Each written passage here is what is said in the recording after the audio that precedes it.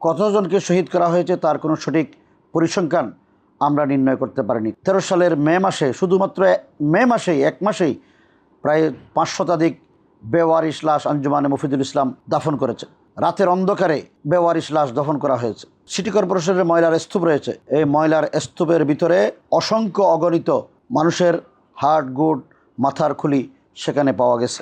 লাশকে দেশের অভ্যন্তরে হজম করতে না পেরে পার্শ্ববর্তী দেশেও সে প্রচার করা হয়েছে।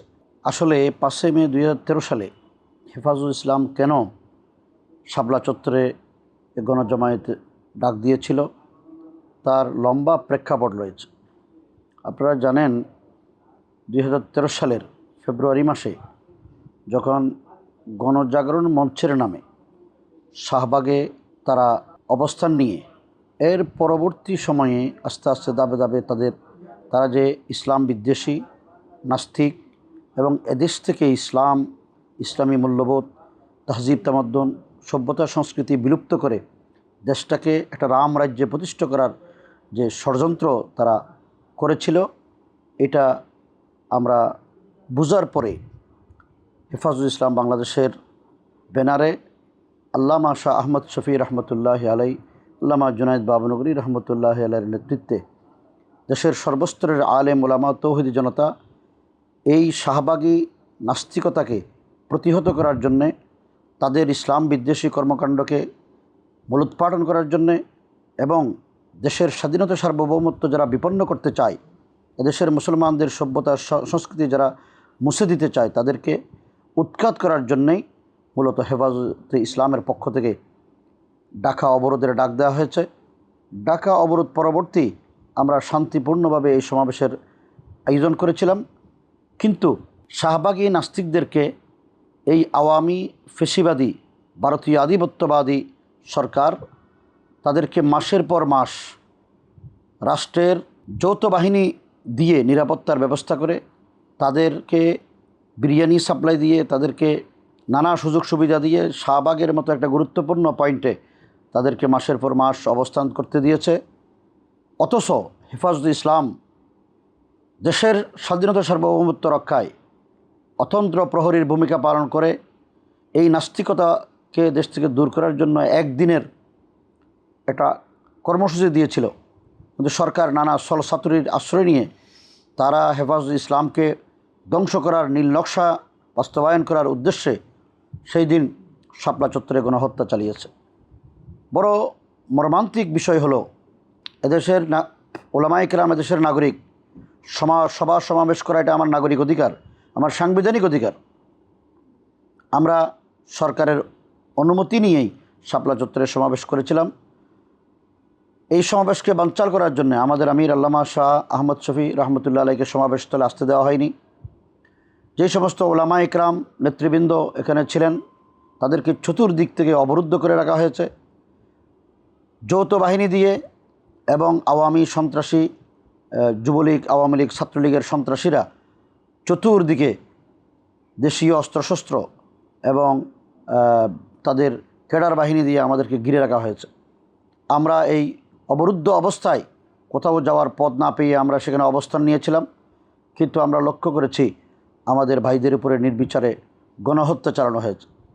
এই একদিকে রাতের অন্ধকার, আরেকদিকে ইলেকট্রিসিটি বন্ধ করে দেওয়া হয়েছে, মোবাইল নেটওয়ার্ক বন্ধ করে দেওয়া হয়েছে, লাশের পর লাশ একটার পর একটা স্টেজের দিকে শাপলা চত্বরে মানুষের মাথার উপর দিয়ে হাতে হাতে করে স্টেজে নিয়ে আসা হয়েছে। এই গণহত্যা পৃথিবীতে একদিকে মানবাধিকার লঙ্ঘন, আরেকদিকে নাগরিক অধিকার হরণ, আরেকদিকে সাংবিধানিক যে আমার যে অধিকার সেটাকে তারা ভুলুণ্ঠিত করেছে। সুতরাং হেফাজতে ইসলামের এই গণহত্যা দেশবাসীর কাছে স্পষ্ট, আন্তর্জাতিক বিশ্বের কাছে স্পষ্ট, এবং আমাদের শত শত ভাইদেরকে তারা হত্যা করেছেন, লাশ গুম করেছেন, খুন করেছেন, হাজার হাজার ভাইদেরকে আহত করেছেন, গুলিবিদ্ধ অবস্থায় তারা পঙ্গুত্ব বরণ করেছেন, কেউ চোখ হারিয়েছেন, কেউ পা হারিয়েছেন, কেউ হাত হারিয়েছেন। এখনও পর্যন্ত অনেকেই স্বাভাবিকভাবে চলাফেরা করতে পারেন না। শরীরের মধ্যে 300, 400, 350, 200, 150 গুলির স্প্রিন্টার নিয়ে তারা এখনও চলাফেরা করছেন, রাত্রে ঘুমাইতে পারেন না, স্বস্তিতে তারা নিঃশ্বাস ফেলতে পারেন না। সুতরাং হেফাজত ইসলামের একটা শান্তিপূর্ণ আন্দোলনকে তারা মেসাহার করে দিয়ে এদেশ থেকে আলেম ওলামা ইসলামকে নির্মূল করার চক্রান্ত করেছিল। কিন্তু আল্লাহ পাকের বড় মেহেরবানি, 10 বছরের মাথায় তারা এদেশ থেকে পলাতে বাধ্য হয়েছে। তাদের এই গণহত্যার বিচারের, তাদেরকে গণহত্যার কারণে বিচারের মুখোমুখি করার জন্য আমরা মামলা দায়ের করেছি। আমরা আশা করি ইনশাআল্লাহ এই গণহত্যার নিশ্চিত বিচার আমরা পাব। অনেক ভাইদেরকে শহীদ করা হয়েছে। কতজনকে শহীদ করা হয়েছে তার কোনো সঠিক পরিসংখ্যান আমরা নির্ণয় করতে পারিনি, কারণ এখানে বিভিন্ন অঞ্চল থেকে বিভিন্ন শ্রেণী পেশার মানুষ অংশগ্রহণ করেছে। যারা শহীদ হয়েছেন, যাদের লাশ আমরা পেয়েছি, পরিবার পেয়েছে, তাদেরকে শনাক্ত করা হয়েছে। যে সমস্ত লাশগুলো জুরাইন কবরস্থানে বেওয়ারিশ হিসেবে দাফন করা হয়েছে, বিভিন্ন কবরস্থানে বেওয়ারিশ হিসেবে আঞ্জুমানে মুফিদুল ইসলাম দাফন করেছে। আমরা দেখেছি 2013 সালের মে মাসে, শুধুমাত্র মে মাসেই, এক মাসেই প্রায় 5 শতাধিক বেওয়ারিশ লাশ আঞ্জুমানে মুফিদুল ইসলাম দাফন করেছে। আমরা দেখেছি জুরাইন কবরস্থানে রাতের অন্ধকারে বেওয়ারিশ লাশ দফন করা হয়েছে, যেটা আন্তর্জাতিক মিডিয়া পর্যন্ত প্রচারিত হয়েছে। আমরা লক্ষ্য করেছি যে যাত্রাবাড়ির কাজলার পারে যে সিটি কর্পোরেশনের ময়লার স্তূপ রয়েছে, এই ময়লার স্তূপের ভিতরে অসংখ্য অগণিত মানুষের হাড় গুড়, মাথার খুলি সেখানে পাওয়া গেছে। সুতরাং লাশকে গুম করা হয়েছে, নদীতে ফেলে দেওয়া হয়েছে। লাশকে দেশের অভ্যন্তরে হজম করতে না পেরে পার্শ্ববর্তী দেশেও সে প্রচার করা হয়েছে। আমরা এই কারণেই, এবং আমরা যে তদন্ত কমিটি করেছি, তদন্ত কমিটি যেন কাজ করতে না পারে, এবং যাদের ভাই, যাদের সন্তান, যাদের স্বামী, যাদের পিতা শাহাদত বরণ করেছেন, এই পরিবারগুলোকে তারা এমন ভীত সন্ত্রস্ত করে রেখেছেন, ভয়ভীতি প্রদর্শন করেছেন। তাদের আত্মীয় স্বজন, তাদের পরিবারের সদস্য যে শাপলা চত্বরে শহীদ হয়েছে, এই কথাটা তারা স্বীকার করতেও ভয় পান। এখনও অনেক পরিবার আছে যারা বলে থাকেন যে আমাদের সন্তান, আমাদের ভাই শাহাদত বরণ করেছেন, এর বিচার চাইলে তারা যদি আবার ক্ষমতায় আসে, আমাদেরকে যদি সেই অত্যাচার নির্যাতন করে, তাহলে এর দায়ভার কে নেবে?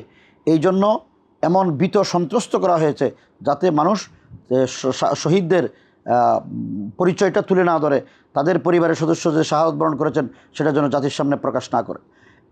কেমন ভীতি সন্ত্রস্ত পরিস্থিতি তৈরি করেছে আপনারা জানেন যে লাশ, শাপলা চত্বরের শহীদের লাশ বাড়িতে পৌঁছার আগেই র্যাব, পুলিশ, বিজিবি গিয়ে সেখানে তাদের বাড়ি ঘিরে রাখা হয়েছে। জানাজা করতে দেয়নি, দাফন করতে দেয়নি। শেষ পর্যন্ত যশোরের এক ভাইকে দাফন করা হয়েছে বাড়ির উঠানে। আত্মীয় স্বজন কয়েকজনে মিলে জানাজা পড়েছেন, এলাকার পাবলিককে জানাজায় অংশগ্রহণ করতে দেয়নি। মিরসরাইয়ের এক ভাই শাহাদত বরণ করেছেন, তার যে শিক্ষা প্রতিষ্ঠান মাদ্রাসার মাঠে জানাজা পড়তে দেয়নি, তার এলাকার স্কুলের মাঠে জানাজা পড়তে দেয়নি। শেষ পর্যন্ত এলাকার নারী পুরুষ যখন মারবকি হয়ে লাঠিছোড়া নিয়ে যখন তাদেরকে প্রতিরোধ করলেন, তখন ধান খেতে খাটিয়া রেখে, তাকে লাশ রেখে সেখানে জানাজা পড়তে হয়েছে। এইভাবে নির্যাতন, নিপীড়ন করে, এভাবে ভয় ভীতি প্রদর্শন করে, প্রশাসনের লোক দিয়ে, তাদের ক্যাডার বাহিনী দিয়ে আমাদের লাশগুলোকে, শহীদদের তালিকা প্রকাশে আমাদেরকে বাধা দেওয়া হয়েছে। আন্তর্জাতিক অপরাধ ট্রাইব্যুনালে 2024 সালের নভেম্বর মাসে আমি বাদী হয়ে, হেফাজত ইসলাম বাংলাদেশের পক্ষ থেকে আমি মাওলানা আজিজুল হক ইসলামাবাদী বাদী হয়ে একটা মামলা দায়ের করেছি। এই মামলার তদন্ত করে 54 জন আসামিকে শনাক্ত করা হয়েছে। খুনি হাসিনা সহ তার মন্ত্রিপরিষদ, তার যৌথ বাহিনীর শীর্ষ কর্মকর্তাবৃন্দ, পুলিশের আইজি, র্যাবের আইজি সহ সবাইকে এখানে আসামি করা হয়েছে। আমরা তদন্ত করে সাক্ষী, প্রমাণ, তথ্য, উপাত্ত সব ডকুমেন্ট আমরা পেশ করেছি। আমরা আশা করছি ইনশাআল্লাহ এই গণহত্যার দায়ে খুনি হাসিনার ফাঁসির রায় কার্যকর হবে।